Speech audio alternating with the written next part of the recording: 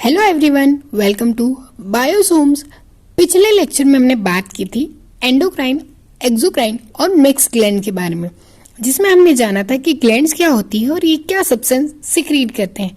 जी हाँ, जिसमें हमने ये जाना था कि हार्मोन नामक एक सब्सटेंस का सिक्रीशन हमारी बॉडी के एंडोक्राइन ग्लैंड से होती है।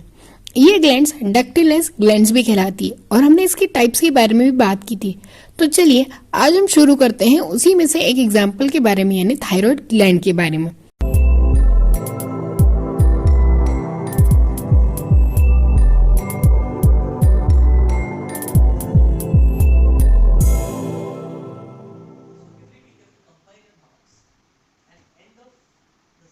थायराइड नाम तो आपने बहुत बार सुना होगा और कई लोगों ने बोला भी होगा कि थायराइड, और हमें ऐसा लगता है कि थायराइड कोई डिसीज है। या ये वर्ड तो आपने हमेशा सुना होगा कि अरे उसका थायराइड बढ़ गया है, अरे उसमें थायराइड की कमी हो गई है। तो ये एक्चुअल में क्या है? एक्चुअल में थायराइड एक ग्लैंड है जिससे different different type of hormones का सिक्रीशन होता है और ये हार्मोन अपने अलग अलग फंक्शंस को परफॉर्म करते हैं। और ओवरऑल ये थायराइड ग्लैंड से निकलने वाले हार्मोन है, उनकी डेफिशिएंसी की वजह से होने वाले प्रॉब्लम्स की वजह से होता है। तो यहाँ इन हार्मोन्स का नाम के कारण ही इस डिसीज को थायराइड डिसीज कॉमनली कहा जाने लगा, पर थायराइड कोई डिसीज नहीं होती है। तो चलिए आज हम थायराइड के बारे में ही बात करते हैं।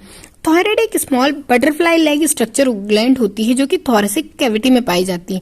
थोरेसिक कैविटी मतलब जो आपका नेक का हिस्सा है, गले का जो पहला हिस्सा है, वहां पर ये पाई जाती है। बहुत सारे फंक्शंस पर ये कंट्रोल भी करती है। एक्चुअल में जो थायराइड ग्लैंड से निकलने वाले हार्मोन है वो हमारे डाइजेशन में भी हेल्प करते हैं, मतलब मेटाबॉलिज्म रेट को भी बढ़ाते हैं। मेनली ये आयोडीन के मेटाबॉलिज्म में बहुत ज्यादा हेल्प करता है। कहीं कहीं आपने सुना होगा ना कि आयोडीन की कमी की वजह से घेंगा गॉइटर नामक डिसीज हुई है, तो वो भी इस थायराइड के कारण ही होती है। तो उसी के बारे में आज हम पूरा डिस्कशन करेंगे। जैसे हमने बात की कि जो थायराइड है वो स्मॉल बटरफ्लाई शेप की एक ग्लैंड होती है जो कि नेक में प्रेजेंट होती है, या मैं कहूँ कि एक टी शेप की एक होती है जिसकी मेडिसिन भी लगभग उसी के समान दिखाई देती है। थायराइड ग्लैंड जो होती है वो कई सारे हार्मोन्स का सिक्रेशन करती है और ये हार्मोन डाइजेशन के साथ साथ ग्रोथ में और डेवलपमेंट में भी हेल्प करते हैं। इससे निकलने वाले 4 हार्मोन हैं जिनका नाम है थायरोक्सिन, ट्राइआयोडोथायरोनिन, रिवर्स ट्राइआयोडोथायरोनिन और कैल्सिटोनिन। ये 4 हार्मोन जो थायराइड ग्लैंड से रिलीज होते हैं। थायरोक्सिन ये सबसे पहला हार्मोन है और ये सबसे पहले थायराइड ग्लैंड से रिलीज होता है और इसका जो काम होता है बॉडी में मिलकर, यानी ब्लड स्ट्रीम में मिलकर ये डीआयोडोनाइज करता है। डीआयोडोनाइज मतलब आयोडीन के डाइजेशन में ये हेल्प करता है। आपने सुना होगा ना कि आयोडीन की कमी से ये डिसीज हुई, जिसका हमने पहले भी बात की। तो एक्चुअल में ऐसा होता है कि थायरोक्सिन का मेन काम होता है डाइजेशन करने के लिए, और जब इसे आयोडीन मिलता है तो ये अपना फंक्शन बहुत अच्छे से प्रिपेयर करता है, प्रॉपर नॉर्मल फंक्शन प्रिपेयर करता है।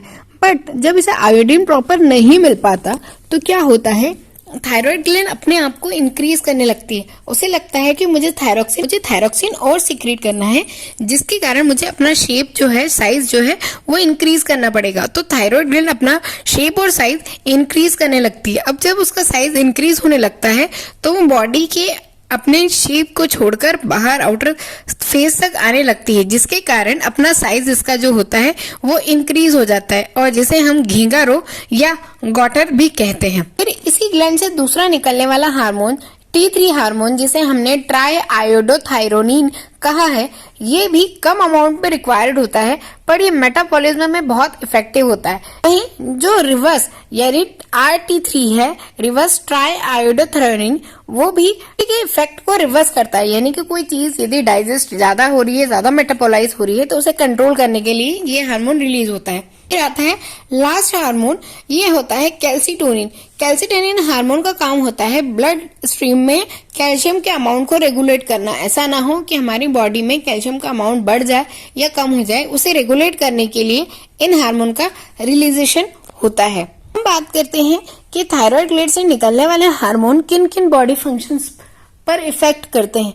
तो वो इफेक्ट करते हैं मेटाबॉलिज्म पर, हार्ट बीट पर, ब्रीथिंग पर, डाइजेशन पर, बॉडी टेम्परेचर पर, ब्रेन डेवलपमेंट पर, मेंटल एक्टिविटी पर, स्किन और बोन मेंटेनेंस पर और फर्टिलिटी पर भी ये ज्यादा इफेक्ट करती है।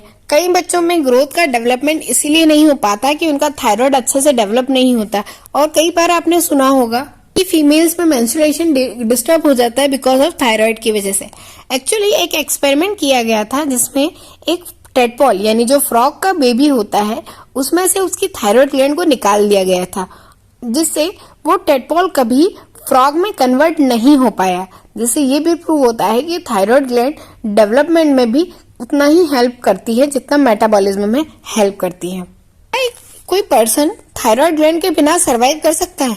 जी, सरवाइव तो कर सकता है, पर उसके लिए उसकी बॉडी में कुछ मॉडिफिकेशन करने होंगे जिसकी वजह से उन थायराइड से निकलने वाले हार्मोन उसकी बॉडी में वापस फंक्शन कर सके। साइड इफेक्ट्स भी हो सकते हैं और जिसके एडवर्स सिम्टम्स भी हो सकते हैं।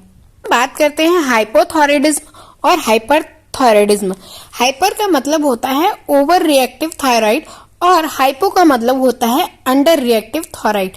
तो जब थायराइड यानी कि थायराइड से निकलने वाले हार्मोन्स का नंबर बहुत कम हो यानी वो अंडर रिएक्टिव हो, तब क्या होता है, तो वो लेस अमाउंट में हार्मोन्स का रिलीजेशन करता है जिससे हमारी बॉडी का मेटाबॉलिज्म स्लो डाउन हो जाता है और इससे भी कई सारे डिसीज हो सकते हैं। जैसे एक होता है हाशिमोटो डिसीज या एक ऑटो इम्यून डिसीज होता है जिसमें बॉडी का जो ग्रोथ है वो कंप्लीट नहीं हो पाता, केवल हेड का पार्ट बढ़ पाता है और बॉडी पतली रह जाती। ये मेनली ये डिसीज बच्चों में ज्यादा होती है।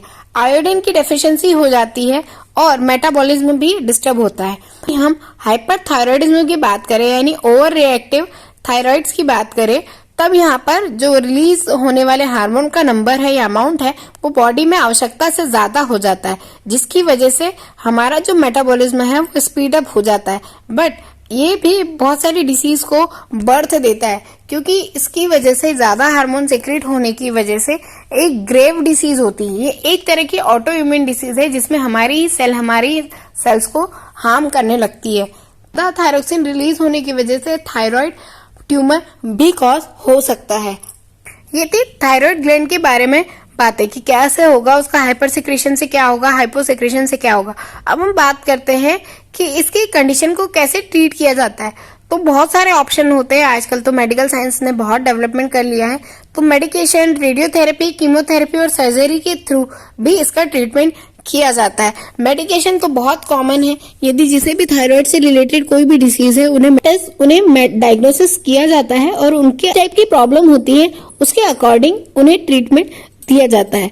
रेडियो एक्टिव या रेडियोलॉजी की बात की जाए तो इसमें उस माल फंक्शनिंग वाले ग्लैंड को या उसके पार्ट को रिमूव कर दिया जाता है जिससे पूरी ग्लैंड फंक्शन कर सके। आई होप कि लेक्चर आपके लिए इंटरेस्टिंग रहा होगा, तो प्लीज वीडियो को लाइक कीजिए, शेयर कीजिए, चैनल को सब्सक्राइब कीजिए।